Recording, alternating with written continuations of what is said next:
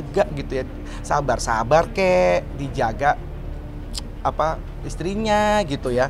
Ya karena ya nggak kelihatan kalau dilihat dari vlognya gitu kan mesra, lucu-lucuan lah ya.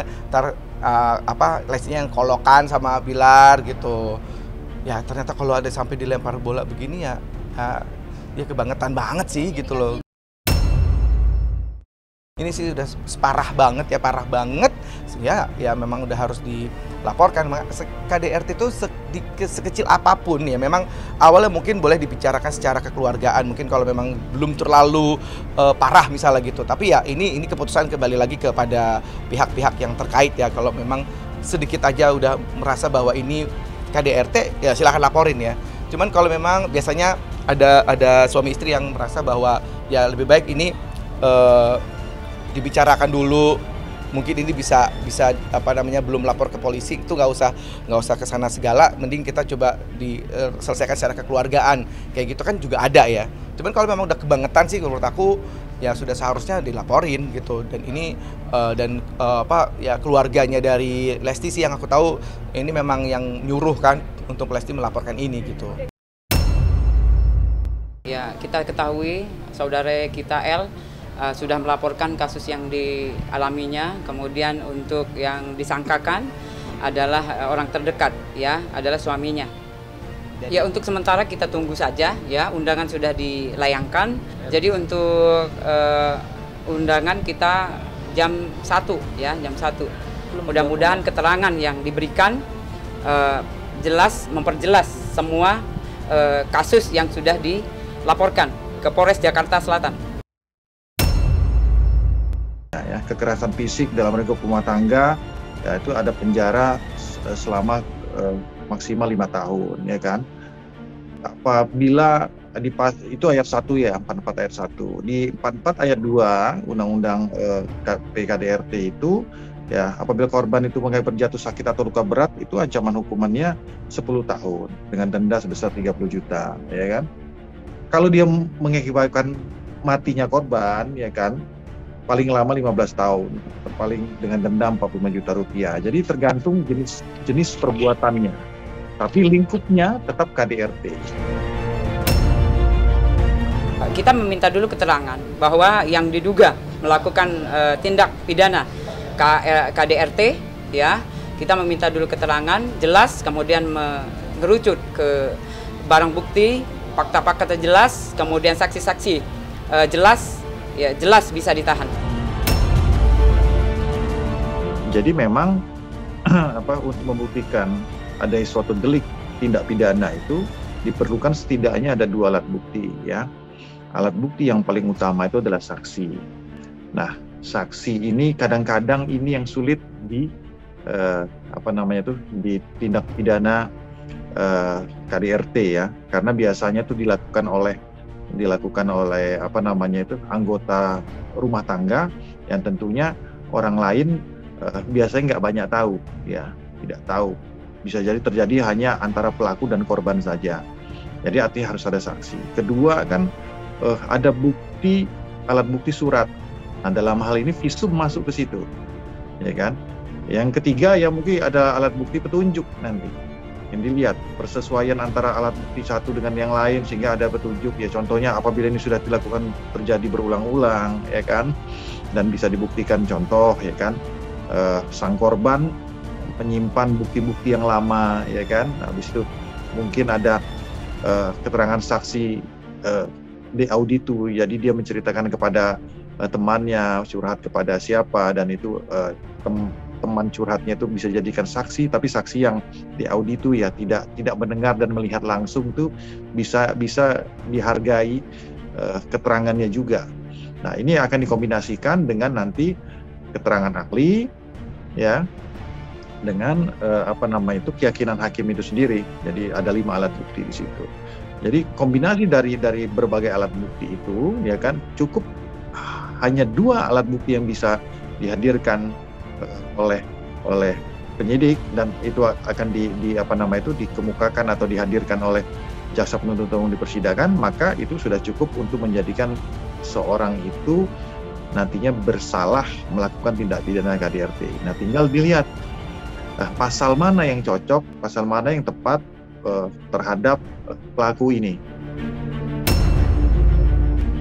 Hukum setimpal-timpalnya lah ya, maksudnya yang sesuai dengan hukum yang berlaku di Indonesia gitu. Yang saya dengar malah pokoknya terberatnya tuh sampai 15 tahun ya, kalau sampai terjadi, kalau katanya sih pokoknya 15 tahun itu kalau misalnya korban itu meninggal atau cacat atau apa gitu kan. Terus katanya kalau paling ringannya itu sekitar sampai 1 sampai 5 tahun ya gitu. Ya khususnya untuk RB ini gitu ya. Ya ini adalah hal yang harus dipertanggungjawabkan. Kamu berani berbuat seperti ini, harus berani juga mempertanggungjawabkan ini gitu. Ya sampai ketemu di nanti proses hukumnya ya gitu. Semoga ini bisa cepat diselesaikan.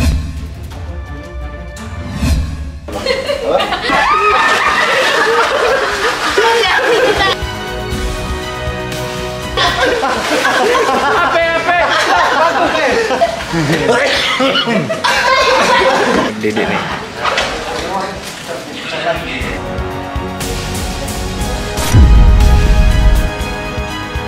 Kita masih banyak yang mesti kita pelajari, kita mesti harus sama-sama saling menjaga, harus sama-sama saling pelajari satu sama lain, kekurangan kelebihannya gitu. Jadi memang sosok Kakak Bilar nih bisa diajak serius, bercanda iya, bisa dijadikan abang juga iya gitu. Jadi memang lengkap lah gitu. Jadi kalau di rumah pun nggak bosen jadinya, karena memang kita kalau orang Sunda bilang suka elek gitu, jadi bercanda weh gitu, gurau ya pokoknya bercanda lah gitu kalau di rumah, seru. Tapi memang orangnya dewasa sekali dan bertanggung jawab gitu, humoris gitu anaknya.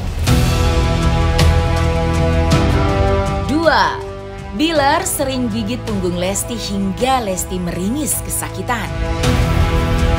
Ketika baru menjalin hubungan, Lesti Kejora dan Rizky Bilar memang kerap kali membuat konten berdua. Kali ini dalam salah satu video nampak mereka berdua yang tengah asik bercanda gurau. Namun Lesti yang sedang menggenggam garpu dan duduk di samping Bilar, tiba-tiba saja tubuh bagian belakang Lesti terlihat seperti sedang digigit oleh Bilar. Sontak hal tersebut langsung membuatnya meringis kesakitan dan menjatuhkan garpunya. Mungkinkah pada momen itu Lesti sudah menyadari gerak-gerik perlakuan kasar dari Bilar? Semalam dia jelek banget digigit ini sama kakak. Nopi sama Talisna. Gue gigit yang sebenernya ya? Coba tahu kan rasanya digigit gimana? Ya udah, kalau memang nggak ngerasa begitu dicuekin aja. Jadi untuk kalian, terima kasih atas pro dan kontranya ya, untuk yang mendoakan yang baik, terima kasih, semoga kebaikan itu kembali lagi kepada kalian. 3. Di momen kejutan ulang tahun ke-23 Lesti dari Rizky Bilar. Sikap Rizky Bilar saat beri kejutan untuk Lesti di kapal pesiar mewah. Sikap dingin Lesti rupanya sudah cukup sering tersorot oleh publik. Terlebih ketika saat momen Lesti ulang tahun yang ke-23 tahun yang lalu.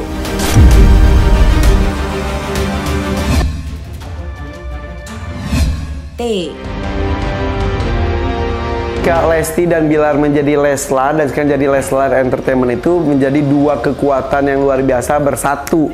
Sama-sama menggali potensi diri, dikeluarkan Ya karena bersatu. kalau nggak gitu Iya. nggak akan berkembang. Ya. Sampai 3 bulan gitu kak. Kita, Pacaran atau apa? kita abis dari Enggak. Wabahas waktu itu. Iya, itu sekitar 2 bulan. Bulan? PDKT. PDKT, iya. Terus? PDKT. Aku nanggap Leslar ini bakal jadi sebuah hal yang luar biasa. Leslar itu? Iya. Dia nggak tahu, aku langsung yakin. Saat Belum nikah itu? belum nikah, tapi kan kita udah mulai serius. Iya, udah kakak akhirnya takutnya ada orang ngambil atau apa, karena ini kita bisa bikin beberapa usaha ya, tapi beberapa kategori sih aku masukin. Ya.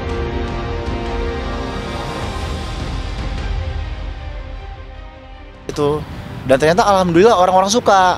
Nah saat itu orang-orang suka, akhirnya bukan cuma gue sih, kita berdua sih, Lesti sama gue memutuskan, Kak, orang lain seneng nih sama kita gitu. Gimana kalau kita buat YouTube juga gitu, buat YouTube juga untuk apa namanya, ya untuk sekedar menghibur orang-orang banyak lah gitu. Dan alhamdulillah ketika gue bikin YouTube, gue collab YouTube, orang-orang pada senang gitu, makin senang. Kok bikin lagi dong, dan subscriber gue bisa tiba-tiba naik tuh. Mudah-mudahan lewat Leslar Entertainment ini ya kita bisa terus mewujudkan mimpi-mimpi, gak hanya mimpi Dede aja gitu, mimpi-mimpi contohnya karena Dede kan di industri musik dangdut.